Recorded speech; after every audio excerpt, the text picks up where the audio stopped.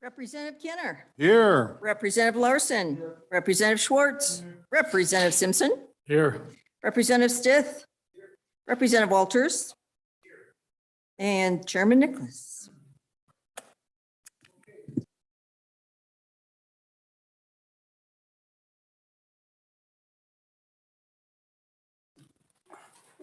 In your folder, the amendment is pretty simple. Once you plug it in, it has everyone in the audience need a copy of the amendment, or we're all set? Okay, have you reviewed it? Does it make sense? Any complaints? Anything you want to change or comment on?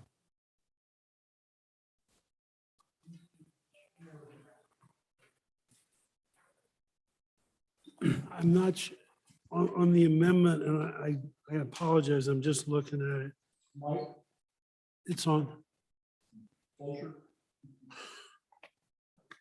Fred? Let me start over again. Mr. Chairman, it's wonderful to be here today with this wonderful committee. Yes. When I suggested it, I thought it included a fund balance as part of the report, and I don't see that. I think that's correct. It was discussed. Where would that be? That's just in the report. There's two places where they report, one to JAC and one to Select Water.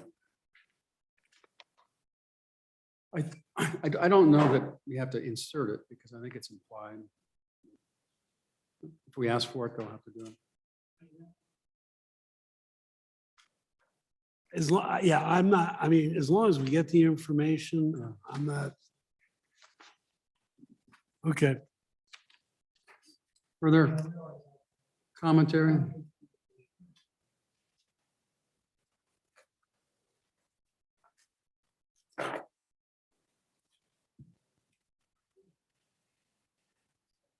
So any other additional public comment? Okay, we'll close public comment. Any further action on the bill? We have to vote on the bill. Right, Mary Lee? Oh, yes, we carried it over. Right. Roll call as amended. House Bill 6 do pass as amended. Representative Kinner. Aye. Representative Larson. Aye. Representative Schwartz. Representative Simpson. Representative Stith. Representative Walters. Chairman Nicholas. Aye, so All ayes. Do pass Representative as Simpson amended. will be slogging this thing through the works. All right. Thank you, guys. Thanks for that. So you came all the way over here for that.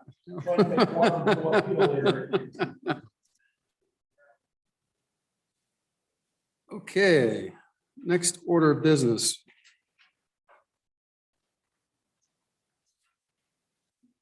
House Bill 34.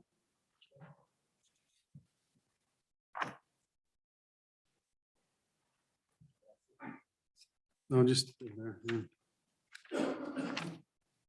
Thank you, Mr. Chairman. The bill before you is House Bill 34. This is a select committee on school facilities. Representative Brown is the co-chairman of that committee. Senator Pappas is the chairman of that committee. What this bill does is it eliminates a pit stop for the SIPA money. So the SIPA money, 0.45% of SIPA, as we are aware, goes to school capital construction. The way the flow originally went is it would go to the capital construction major maintenance account, and then we would appropriate it from there onto the school capital construction account. So this bill in bottom of page 2, top of page 3 is really taking that action. So it eliminates what I would call that pit stop. And then, and it's been a long time since I looked at this bill. But then the next section, what I recall is section 5, starting on section 4, excuse me, starting on line 8 of page 3. And this is utilizing the penitentiary savings account for school capital construction. Is what I remember we've done there. And I could be mistaken. And that's what the bill does. So it captures, I think there's 20 million in that account. Is that right? Correct. Well, that will be interesting.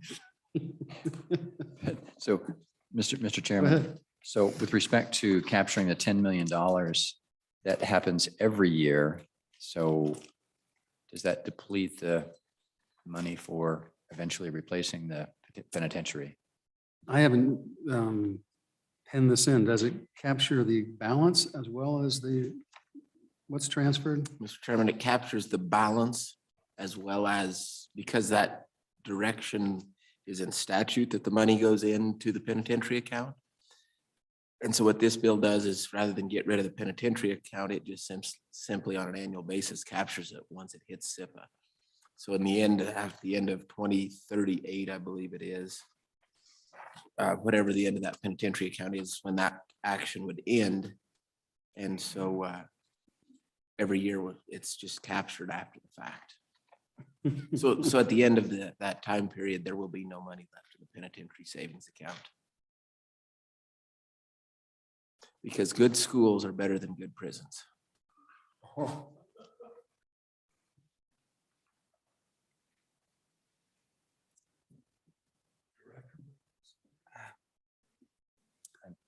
So the question is, does the House Appropriations want to take a position on that issue?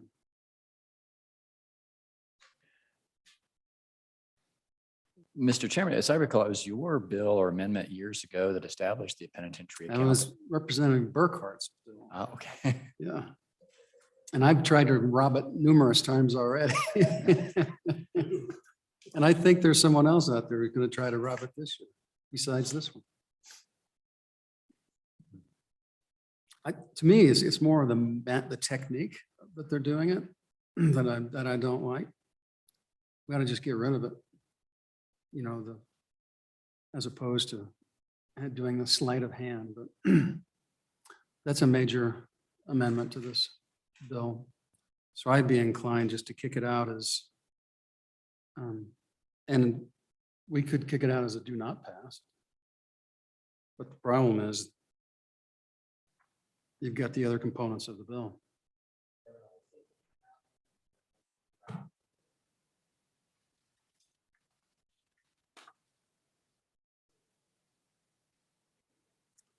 Okay, any public comment on the bill? Oh.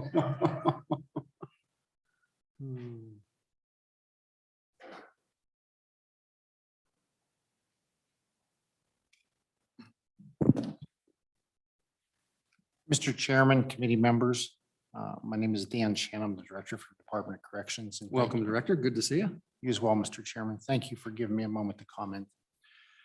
I appreciate Representative Walter's comments. As you're aware, the money was set aside to not only replace the Wyoming State Penitentiary, but also to reduce the burden when the time came to pay that bill. The department is well aware of the amount of money and hard work that was placed into stabilizing the penitentiary we have in Rawlins at this time. Several studies have taken place, and in 2019, we were advised to make sure we can maintain the facility for approximately 15 years. And with that being said, if you look at a year of design and 3 years of phase out, in 9 years, potentially the bill would come due. In fairness to the committee members at the time, it was proposed between an 850 bed unit to 900 bed unit. I am unable to accurately predict out 14 years of what our population grows, but going the way we're going now and realigning our department with the amount of housing, I feel we could comfortably do it with 500 bed. So we would greatly reduce the amount of a high security institution. With that being said, though, it's my responsibility. I'm not going to disagree with Mr. Representative Larson's comment about the good schools and such, but it's my responsibility to just report out to you that it's my belief in 9 years that the bill would come due to start advancing the penitentiary. I stand for questions. Questions for the Director?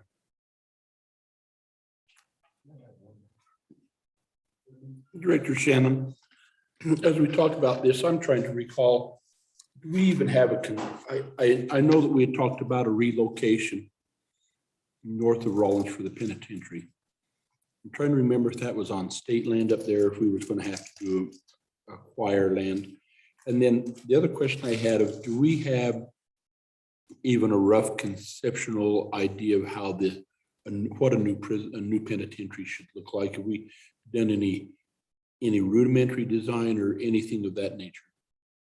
Mr. Chairman, Representative Larson, initially the land that was looked upon which was, I think you're making reference to north of town. Soil samples were taken, things of that nature to see if the structure was, if the ground was settled enough to handle it.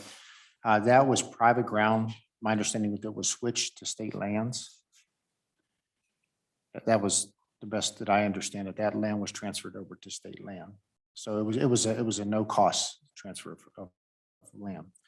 With regards to overall funding, I'm not qualified to answer it, but I can tell you it's right around $104,000 per sale for a high custody facility. Now that excludes infrastructure as well as programming areas, things of that nature. So you're looking right around, the example would be 500 bed unit would be right around 51 million just for the housing units themselves, excluding infrastructure, programming, administrative areas, things of that nature. But I think state construction or somewhere of that nature would be more apt.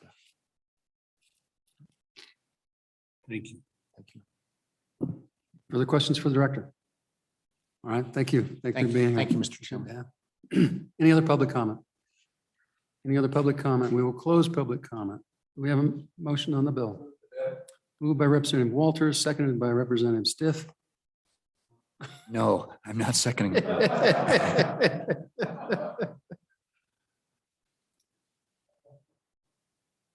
Seconded by Representative Simpson. Discussion on the bill. Mr. Chairman, we have ahead. lots of schools, but not very many prisons. Schools are better than, building schools is better than building prisons, but we have a robust account for school capital construction. I understand it runs a deficit, but I guess I'd like to hear the committee's thoughts on what our long-term plan is for eventual facility replacement in Rollins. Mr. Chairman, Go ahead. the committee's thought was we can utilize these dollars today for students today. And when it comes time, because it is such an unknown when that will be as to what the facility might look like and what the dollar value might be at that time, that the legislature at that time could then allocate the dollars necessary, as opposed to putting money away today. It really is just a shot in the dark as to what would be needed in the future for penitentiary needs. Justice reform and other things could totally change the dynamic over the next 5 to 15 years. And rather than having this money just sitting there, we felt it was better to put it to use helping students today. Representative Larson. Mr. Chairman, just as point of conversation, I think that's Representative Walters really kind of hit on the topic that, well, both of them did, is maybe we ought to be using some of these funds to get an idea of what it's going to take to have a prison and what that looks like. I mean, we talk about it arbitrarily that it's out there and we'll get to it and we don't know what it's taken. Maybe we ought to be taking some of those steps. I guess that's why I asked the question, do we have the land? What does that design look like? But it's hard to, you know, if we feel like we can just use LISHR money and come in, and if there is an emergency and build the prison, so be it. But then what does it look like? And so I think that there's some fair argument on both sides of this issue. I'm kind of like you though, Mr. Chairman. I'm not really thrilled with the way they come and get the money.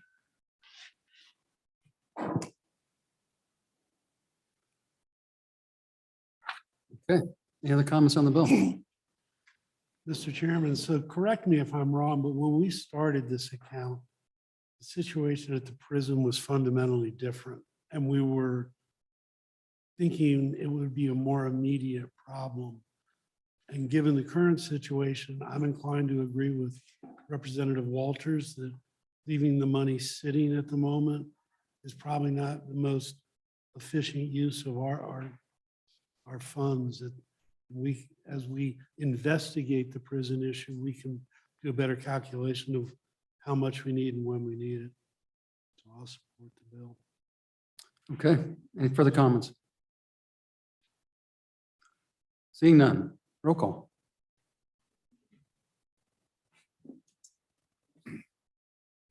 This is for House Bill 34. Representative Kinner, Aye. Representative Larson, Aye. Representative Schwartz, Aye. Representative Simpson, Aye. Representative Stith, No. Representative Walters, Aye. Chairman Nicholas. No. 5 ayes, 2 noes. Okay. That will pass to our good friend Representative Brown. Let's see what happens. Next, we've got Joint Resolution 5 and Joint Resolution 6. And I see we have the good treasurer in our midst. Welcome, treasurer. Please, the floor is yours.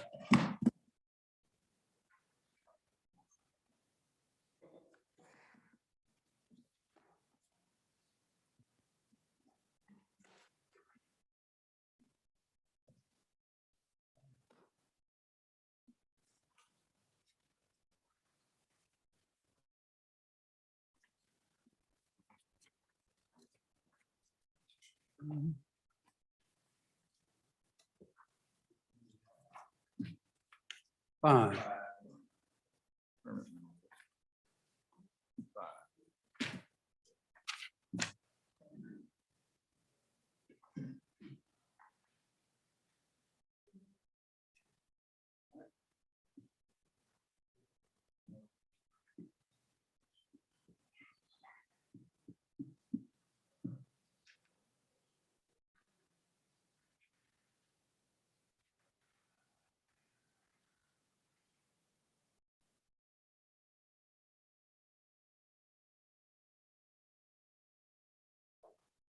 Go ahead, Mr. Treasurer. Oh, okay, thank you, Mr. Chairman. I brought to you guys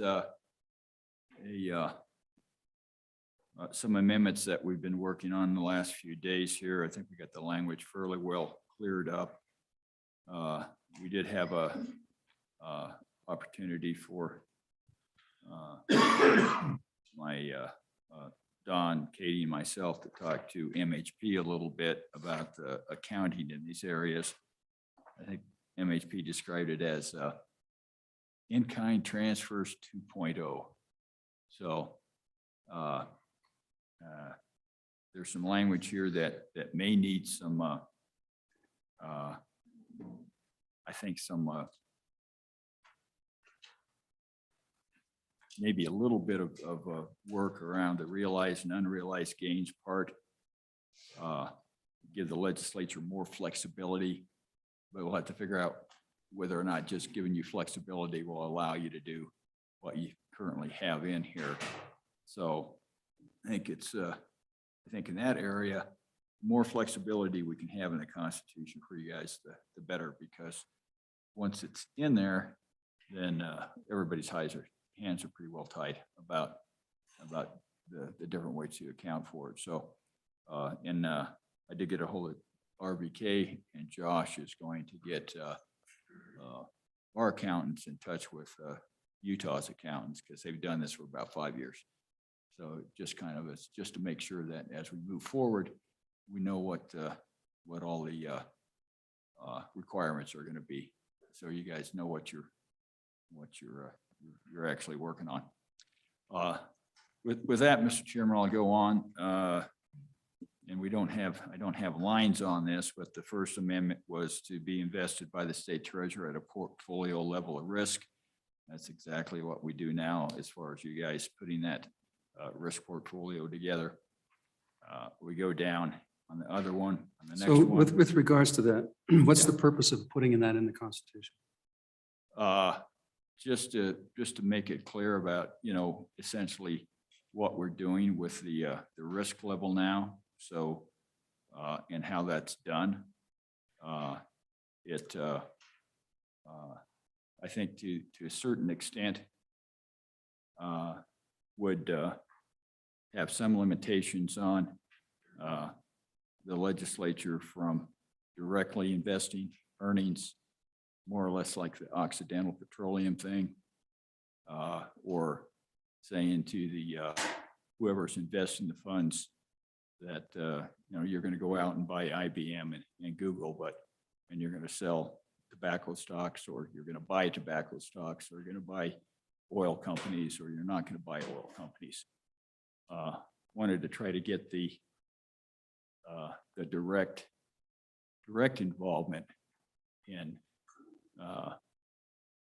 investments, basically put back into a system that's a one-off or has some isolation directly from public opinion. So wouldn't you perceive that the portfolio, the level of risk will be established by the broad general outline by the legislature, consistent with the current level of risk, and that SLIB will oversee what that portfolio risk will be? Yeah, I don't see any different things in that. However, when we got into the Occidental Petroleum thing, that was kind of outside of our office, the normal investing regimen, and whether it would be, our office or another entity. When you get, I guess, politics involved at that level between the executive and the legislative branch, moving into, specific areas, I think that's problematic. So I wanted to try to put some insulation between that and the normal course of business of having, some expertise on the outside of the 90 members of the legislature and the governor's office from trying to influence, billions of dollars worth of investing as necessarily outside the asset allocation. Go ahead. So, Mr. Treasurer, when we met in CapFin last time, one of the concerns I really have is having these percentages in the Constitution, because it's a dang hard to deal with them, and we're dealing with them. We're seeing the ramifications of that for our municipalities on their ability to fund their sewer projects. But so do you help me understand why you like the 5%, why you like the number in the Constitution and not having it out there where the flexibility is the first question, and then 3/4 of the vote of the legislature includes anything that we currently require. And I was wondering why you chose that amount over 2/3.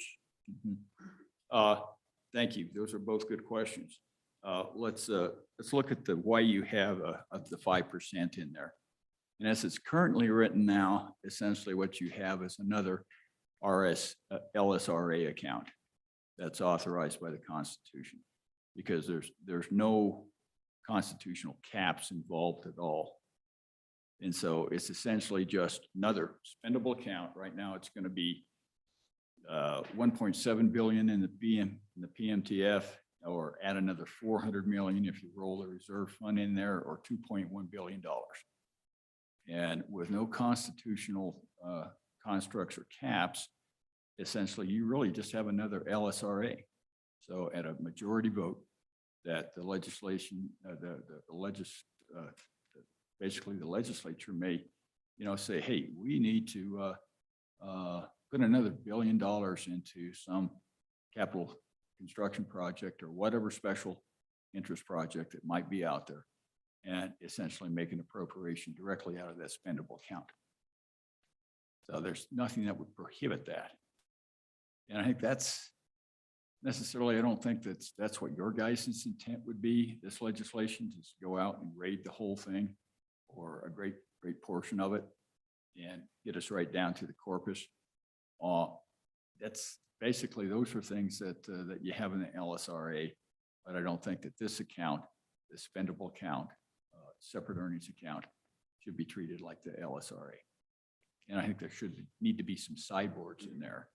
But I also think that you need to have some flexibility, to make some changes, although modest changes. And I think I probably, the 3/4 and the 1/4, I think are fairly restrictive. But the 3/4, essentially it's taking a constitutional amendment and a vote of the people to authorize this account. And so I think that's a very high bar. This is actually a lower bar than what New Mexico has. New Mexico had a 5% in the Constitution, but the only way you could change it is to go back through the constitutional project, go through the legislature, and then go to the vote of the people. And they actually raised it up, I think, to 6% through that process. And in a very short time, they moved it right back down because they saw that was problematic and was spending down that account rather than intending having that steady flow, more of a permanent endowment type flow. Go ahead.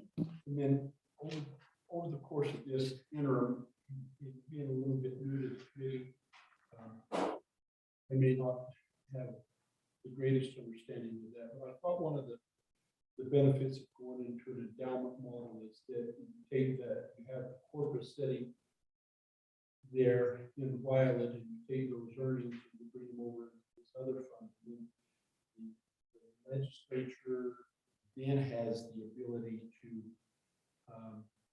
invest more broadly and not be less restricted. Absolutely. Yeah, That's a big things of part. that nature. But then they could tip to the permanent fund that they felt appropriate, or could retain the growth of that alternative fund as they deem appropriate. In this, if I read this correctly, this puts a cap on how long, a cap on how much you could retain that other account. 7 times 5-year rolling average, then it has to tip to the corpus. Yeah, I believe it's Utah that has the 7-year. It could be Idaho, but they use a 7-year. I think that Josh Keevan testified to that amount. And that's a fairly large amount. I don't know, Matt. I don't think we figured that number out, didn't we? Not sure if you got it in there or not. But do we have that bar chart? 3.3 billion. Would be the tip. Mr. Yeah, Chairman, would be sorry. the tip. So that would be 7 times the 5-year rolling average. Yeah. 7 billion. No, 3.3 billion. 3.3 Yeah. But I am, the way Mr. Chairman, I apologize. But the way I express that, am I accurate in my understanding? Yeah, Okay. That's right. You could get up to that. And when it got to that, then any excess that was generated after your distribution that year would go ahead and then tip over to the corpus. Okay, So thank you. it's a pretty good size reserve account. Then the last part of this, well, not the last part, but the other part of this one here is looking at further restricting what this separate earnings fund could be used for. Because we say that encumbering earmark loans, automatic statutory appropriation earmarks, or any other use of separate earnings fund assets other than those authorized by this section are prohibited. And these goes into the things that we've done with the reserve funds. And the reason for that goes directly, Representative Larson, to your assertion that this was put together so we can invest all of these funds, at the highest total risk-adjusted rate of return, just as the corpus is. And it's important to know that if you allow those encumbrances or those distributions, then what our office has to do to make sure that that cash is readily available is we go to 90-day treasuries. And so 90-day treasuries gets into the problem where you're defeating the purpose of what we're putting this together for, and that's to get the highest total risk-adjusted return. And over the long run, if you get the highest total risk adjusted return, you're going to be returning more money back to the general fund and back to those special interests that might have enough power and authority to actually go in and reach into this fund.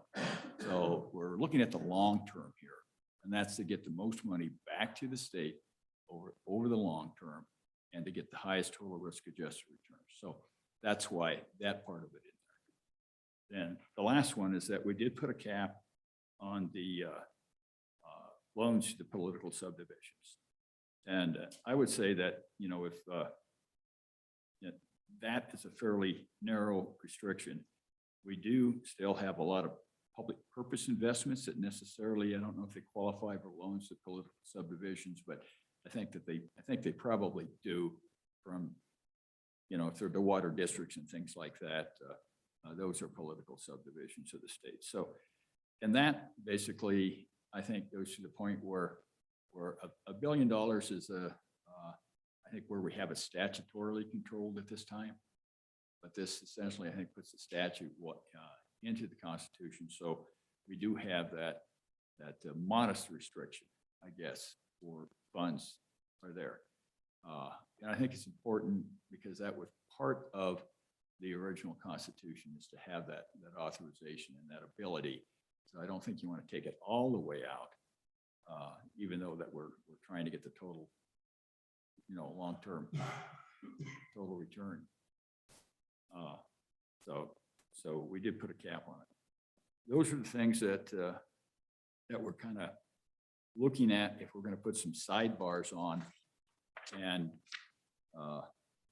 for, I guess, the greatest long-term benefit to the people in Wyoming, that would allow the flexibility to continue to invest the way that we hope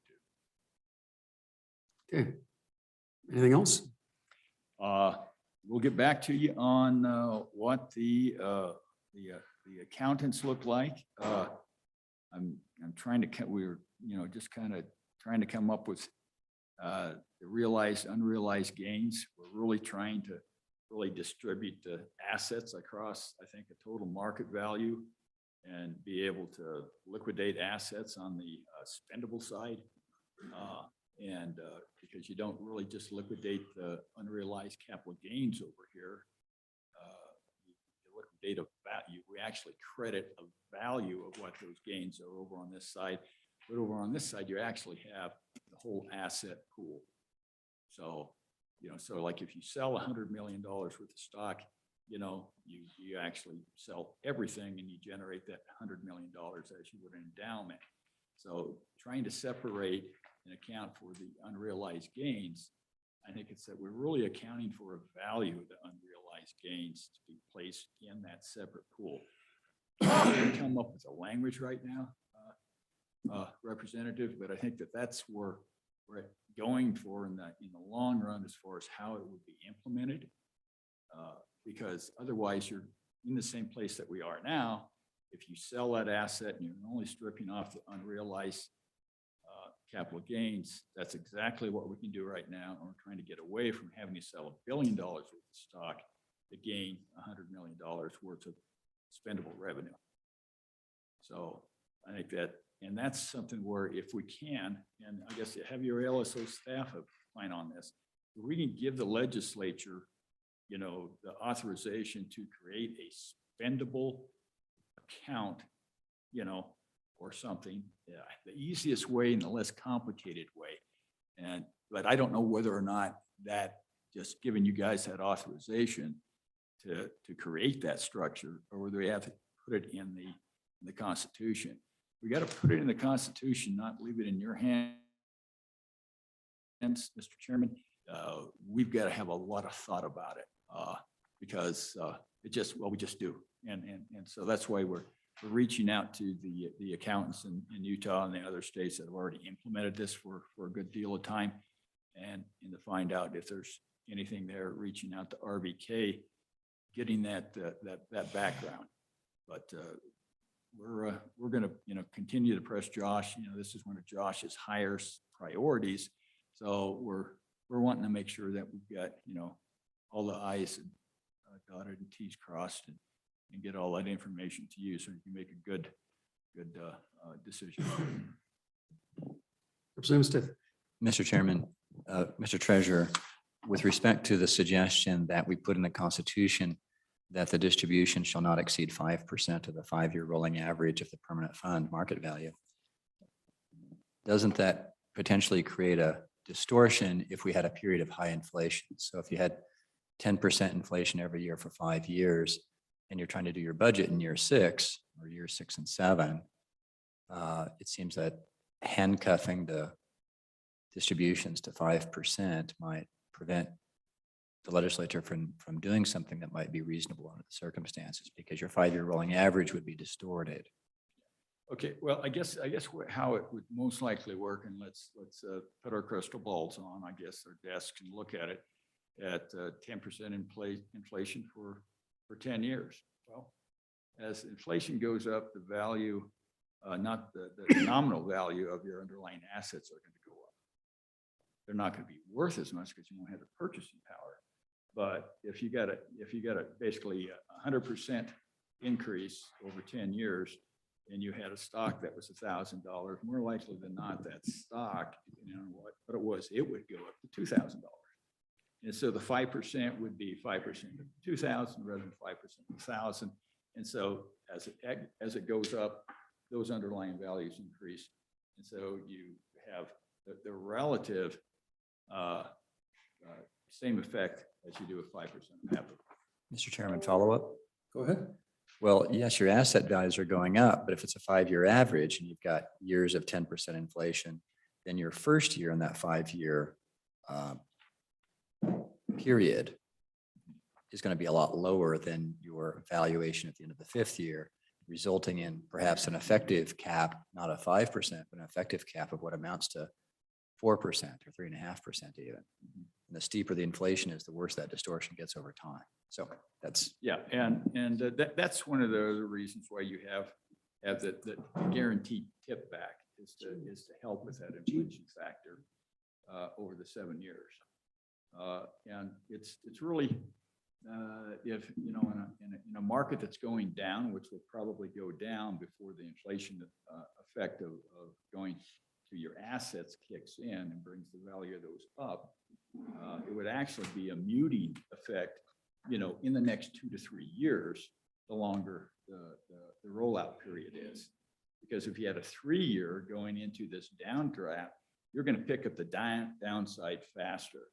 If you got a 5-year going into this down market, then you're going to have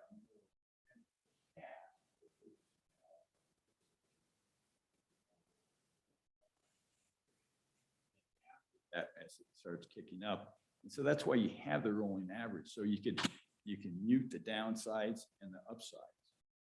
And if you want less of a muting effect, then you go to 3 years. But it's a double-edged sword. We pick 5 years because that's been kind of a standard in a lot of different areas and similar formulas to do it. 3 years has been in a lot of places. I wouldn't go less than 3. I wouldn't go more than 7. 7 I think is really probably too long, because you can get into problems where you're asked to pay. If you have a 7-year downturn, then you're asked to get a lot more out of that fund, and a good chance of it depleting before you get to the end of the 7 years. That makes sense, Mr. Representative? Thank you, Mr. Chairman. Okay, further questions for the treasurer? Well, appreciate your comments. It's the same thing on the other bill, pretty much the mirror type. I presume, amendment. yeah. And we want to work with you guys on these things. I think it's important to have those sideboards on it, Mr. Chairman. This is going to be a hard one to sell to people. I think the more protections that you have in there, then as far as it not moving it too far from what we're doing right now, I think the better chance that we actually have to be successful. Thank you. Okay, any other public comment? Seeing none, we'll close public comment. We have a motion on the resolution. Been moved by Representative Walter, seconded by Representative Larson. Discussion. So, committee, I'm the co-chair of the CapFin. These suggestions were presented to us in CapFin, and we specifically rejected them for different reasons. Primarily, we wanted to make it as simple and as clean as possible. We didn't want to put a 5-year, 5% limit on it for kind of the reasons that Representative Stiff talked about. But more importantly, as this thing, the next step, once this, let's assume that this passes the legislature and heads towards the ballot, then CapFin this summer and this fall will basically go in and start rewriting the statutes. And in those statutes, we'll establish what the spending policy is and how the general distribution can be modified or adjusted by the legislature. And so we'll address all of those issues. But the general consensus of the committee was the more simple it is and the more direct, then the better freedom and the more creativity the world can have to address issues in the future, the things that we just can't foresee. And by putting a bunch of strictures on it now, it just didn't make sense. It wasn't good interpretive processes. So we considered each one of these elements, and we chose not to do them.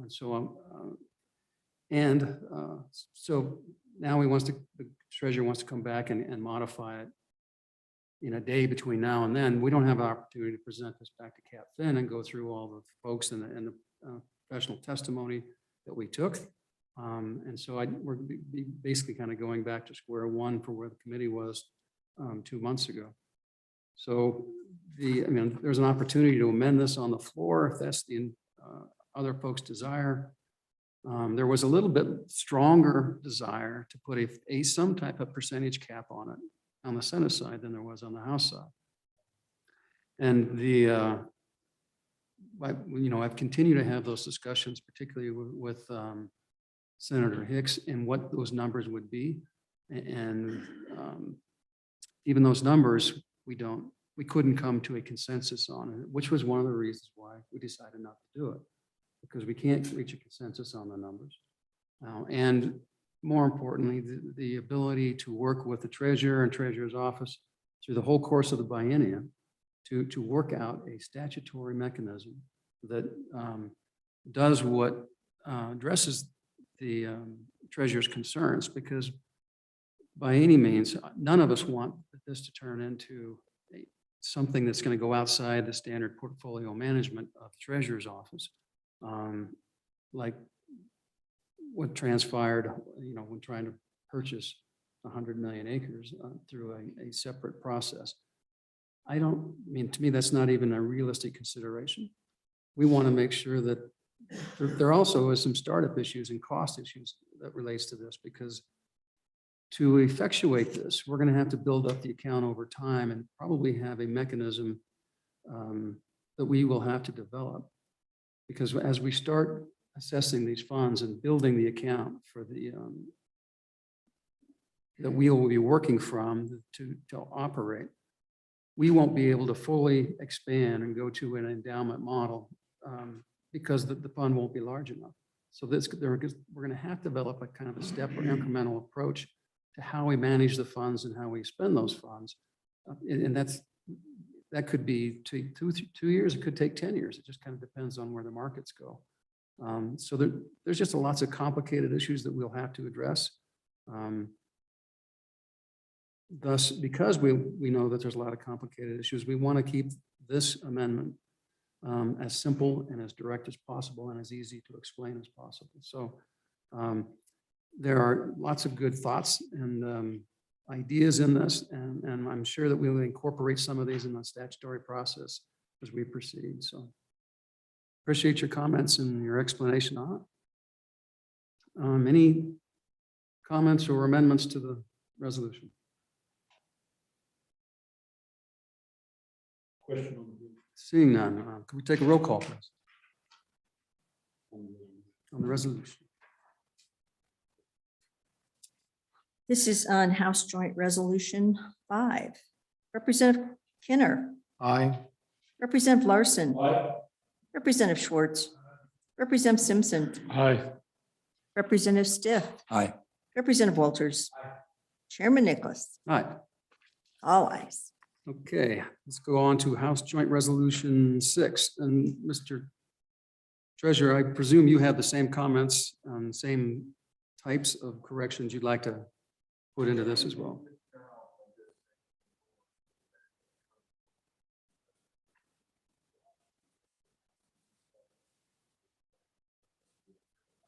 That'd be great. I appreciate it. Okay, any public comment on joint resolution number 6? Seeing none, we'll close public comment. We have motion on the resolution. Moved by Representative Larson, seconded by Representative Kinner. Discussion? Okay, seeing none, roll call, please. Had to catch up there for a minute. So House Joint Resolution 6, the do pass motion, Representative Kinner, Aye. Representative Larson, Representative Schwartz, Representative Simpson, Aye. Representative Stiff, Aye. Representative Walters, Chairman Nicholas, All right, all ayes. all right, into the fray we go. Yeah.